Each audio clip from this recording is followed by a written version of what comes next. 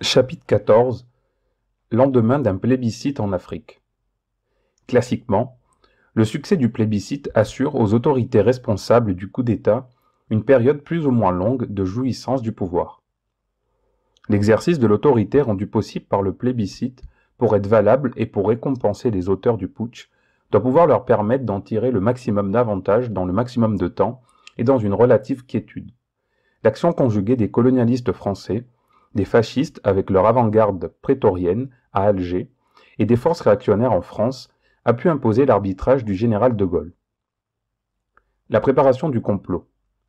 Les forces fascistes de ce complot se proposaient d'utiliser le nom du général de Gaulle pour mettre sur pied des organisations capables de prendre le pouvoir effectif, quitte pour elles à se débarrasser par la suite du général président.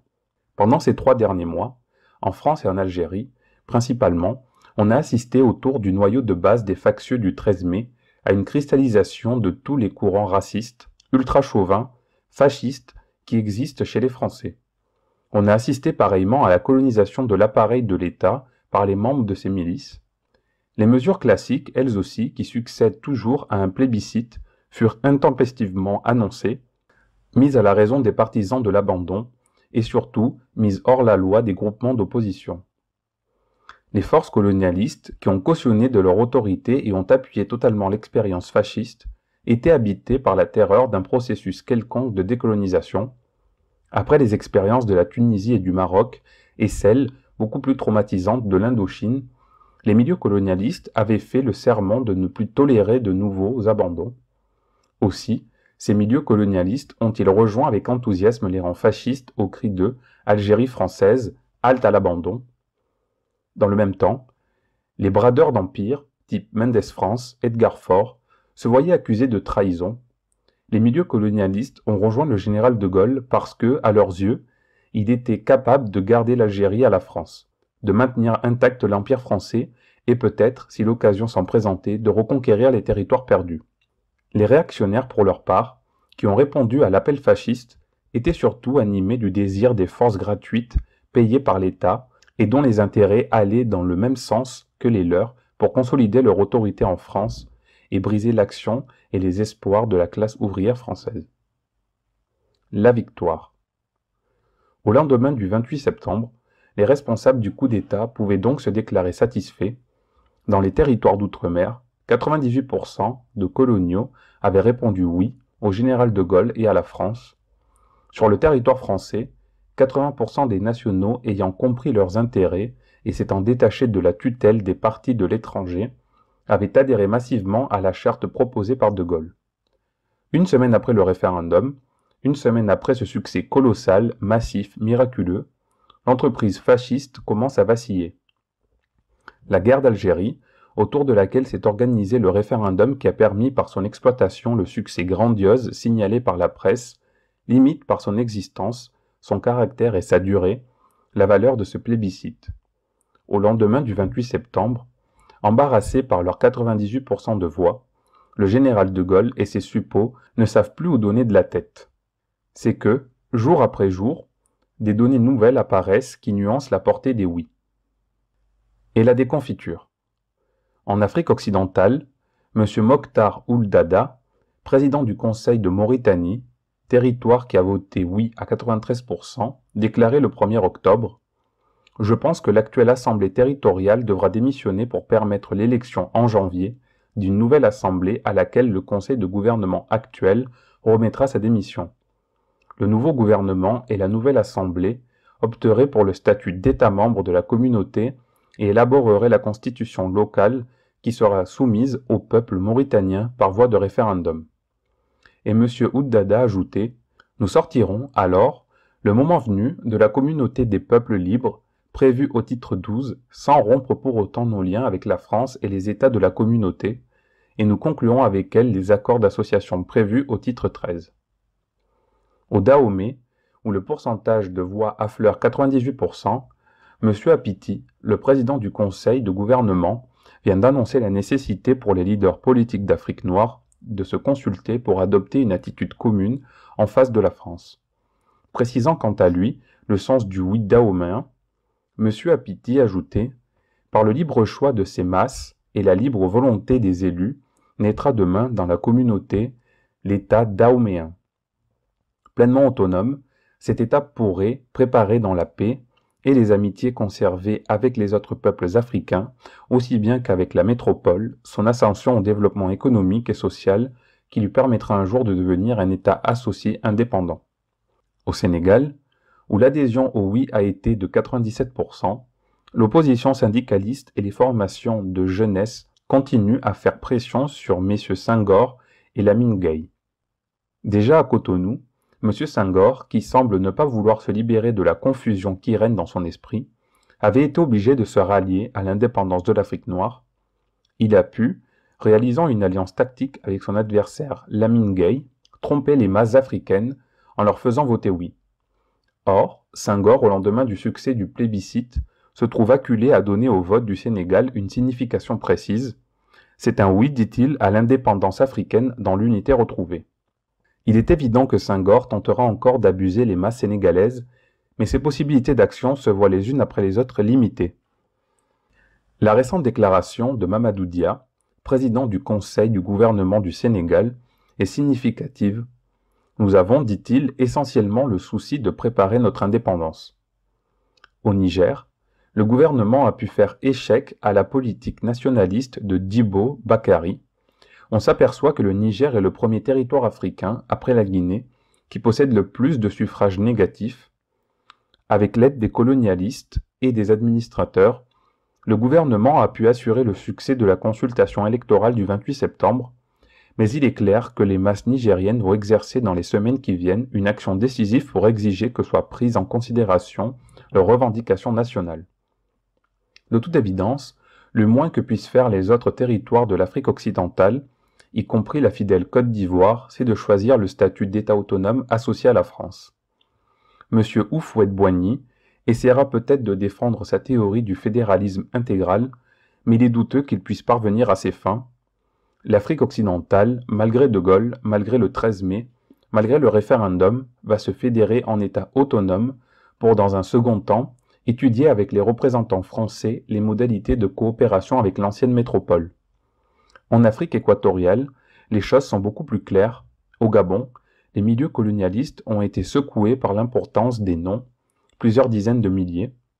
La force politique de l'opposition est telle au Gabon que M. Léon Mba, président du conseil de gouvernement, quittant Libreville le 3 octobre afin d'engager des discussions à Paris avec le gouvernement français, faisait part de sa décision de créer un État gabonais.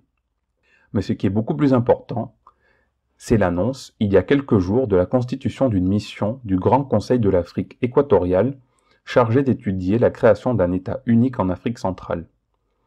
M. Rivéré, président de l'Assemblée territoriale de l'Oubangui-Chari, a commencé des consultations avec les représentants du Tchad, du Moyen-Congo et du Gabon afin de mettre sur pied l'État, la nationalité et de préparer les rapports entre les autres territoires d'Afrique et de la France.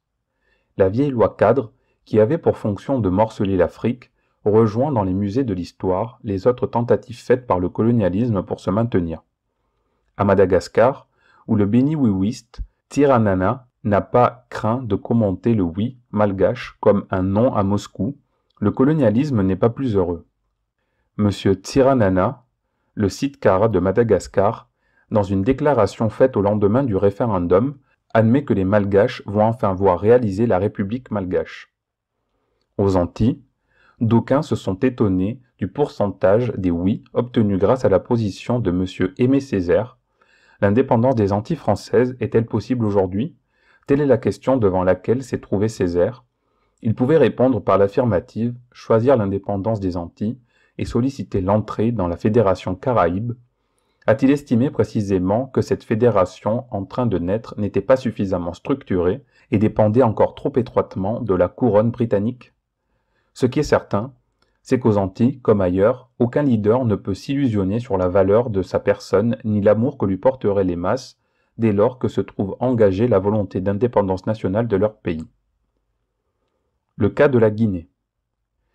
Pour amorcer la libération de l'Afrique noire, il fallait une chose, qu'un territoire au moins dise non à la constitution du général de Gaulle.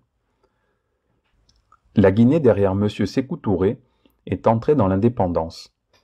L'existence d'une Guinée indépendante déséquilibre profondément et irréversiblement le régime colonial français.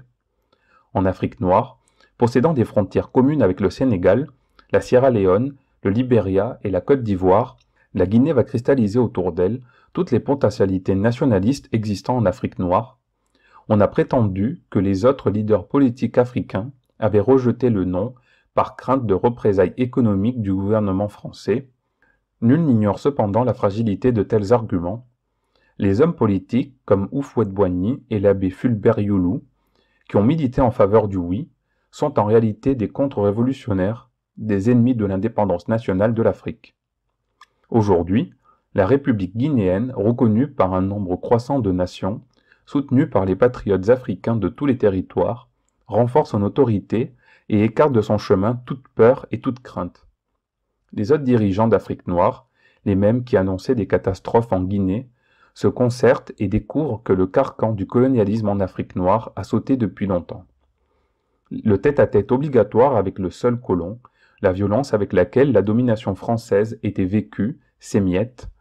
L'Union soviétique vient de reconnaître la République guinéenne et les États africains à la demande de la Tunisie viennent de proposer à M. Sékou Touré l'envoi d'une mission chargée d'étudier les besoins matériels et techniques de la jeune République. Illustrant cette solidarité africaine, forgée dans la lutte contre le colonialisme, le gouvernement provisoire de la République guinéenne concrétise les lignes directrices qui inspirent notre action et préfigurent les liens d'étroite collaboration qui doivent exister entre les nouveaux États indépendants d'Afrique. Les hommes d'Afrique noire, parce que la Guinée indépendante existe, pourront très rapidement comparer leur sort à celui de leurs frères d'hier, esclavagisés par le colonialisme français. M. Houphouët-Boigny n'a eu de cesse qu'il n'ait convaincu les peuples africains que le statut d'indigène était le plus enviable, que, sans la protection de la mère patrie française, les nègres d'Afrique noire seraient abandonnés. C'est de la Guinée, tête de pont de la liberté, que partiront toutes les vagues qui anéantiront la domination française en Afrique noire. Le référendum en France. Les observateurs étrangers ont généralement été impressionnés par le pourcentage de votes positifs obtenu par le général de Gaulle. Les prévisions les plus optimistes faisaient état de 65% à 70%. Or, c'est à 80% que le référendum a été accueilli en France. On a rapidement diagnostiqué une désaffection des Français à l'égard des formations politiques de gauche. Une analyse du scrutin permet toutefois d'aboutir à d'autres conclusions. Pour 17 millions, oui, on trouve 4 600 000 non. 13 millions de voix d'écart donnent ainsi la mesure du prestige présidentiel. Les communistes accusent un recul très net évalué au tiers. De plus, les leaders politiques de gauche, Badiou, Mendes France, Bourgès, Monouri, qui ont milité pour le refus de la Constitution, seraient les grands vaincus de cette confrontation électorale. Il semble donc qu'on ait assisté avec le référendum à une mise en hibernation des perspectives démocratiques en France. Or, les déclarations d'hommes politiques comme M. Defer altèrent l'homogénéité des résultats. Des millions de Français et de Françaises ont voté oui pour que prenne fin la guerre d'Algérie, d'autres pour que l'Empire demeure intact. On a vu que le référendum dans les territoires coloniaux amorçait irréversiblement la libération des peuples opprimés, et la dernière déclaration à Constantine du général de Gaulle est une authentique relance de la guerre. Après avoir promis l'amant aux rebelles, le président du Conseil français, dans la bonne tradition de ses collègues de la défunte 4e République, annonce le progrès social et économique. Ayant pris le pouvoir pour faire la paix en Algérie, de Gaulle provoque l'extension du conflit en France. Depuis le 24 août, les bases économiques et stratégiques françaises sont sabotées par les groupes d'action du FLN. Guerre en Algérie, guerre en France, le colonialisme, son corps expéditionnaire et ses bases de soutien se trouvent sous les coups de la révolution algérienne. La paix en Algérie, la paix en France dépendent aujourd'hui de la reconnaissance par la France de l'indépendance de l'Algérie. De Gaulle mis en échec par le peuple algérien. On peut légitimement se demander les causes de cette détérioration de la situation en Afrique noire. Comment un succès aussi colossal que celui obtenu au référendum peut-il se muer aussi rapidement en déconfiture et en défaite du colonialisme?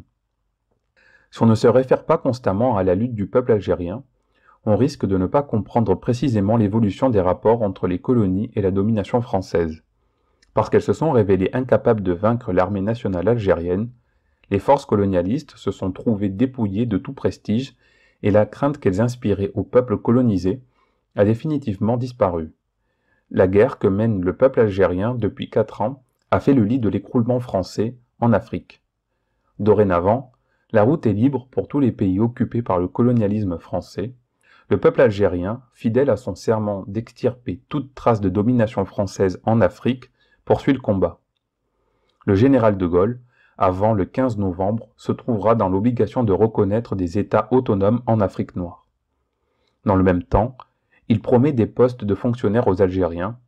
La misère politique, le paradoxe logique continue, mais c'est la marque du désarroi, de la cécité historique, donc de la défaite.